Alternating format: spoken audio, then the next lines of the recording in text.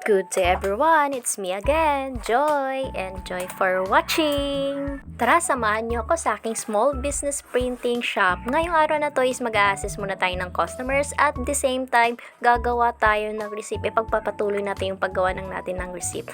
Medyo na-delay ng ilang araw dahil sa mga hindi inasahang mga customers sa ating tarpaulin. So yon, hindi ko na naisingit yung ating receipt. So ngayon is papakita ko sa inyo kung paano ko siya ginawa. May nagpa-print sa atin ng documents, kanyang modules, at may nagpa-xerox din sa atin ngayong araw na ito. So, yan, okay na tayo. Tapos na tayo sa ating pag-assist ng ating walk-in customers. Ito yung mga nagdaang araw na mga na-print ko na at sa ating receipt. So, yun, medyo madami-dami yung gagawin nating sample receipt ngayon kasi gusto ko madadaming colors yung makikita nyong samples. So, cute. Minimalist yung ating sample receipt ngayon. At ito na yung mga receipt na na-print na natin. So, imamagic ko na lang sa paggupit para mabilis itong tutorial na to, itong video na to. So, yan, nagupit ko na. O, diba, magic. Consistent sa paggupit yan. Wala pa tayong rim cutter, ha? Soon, magkakaroon din tayo ng rim cutter. Actually, marami akong gustong bilhin ng mga materials, mga machines.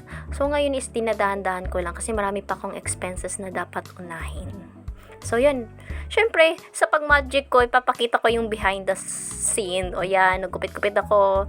Yes, gunting lang talagang gamit ko. Hindi ako nagamit ng cutter. So, yan, okay naman. Ang paggupit ko, pulidong-puli yan. Kitang-kita naman, diba, yung ating result ng ating product. So, yon ngayon is ifa-file natin, isa-set natin into 2 para mabilis yung paglagay natin ng glue. So, ngayon wala pa rin tayong padding glue. So, bibili ako ng padding glue. Actually, meron namang padding glue na white. Meron din red. So, mas prepared ako sa white. So, makakabili rin tayo online kasi siya binibili.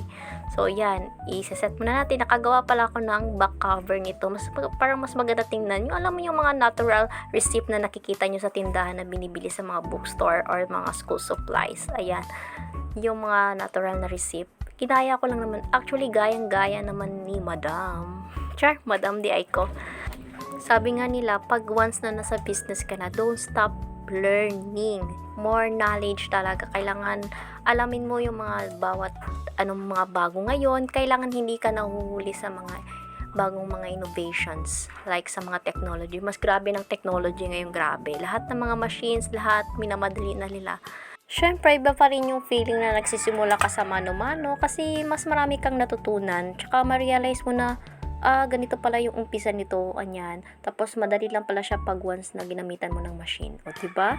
Mas nagkakaroon ka ng additional strength sa iyong business. Kumbaga, you start from the scratch, diba? Ganun yun. Ganun yung mga kasabihan nila. So, ayan. Patapos na tayo sa paglagay ng glue. Ipapatuyo lang natin then for the next video ko na ipapakita sa inyo yung result. Okay, thank you for watching. Stand up to serve you.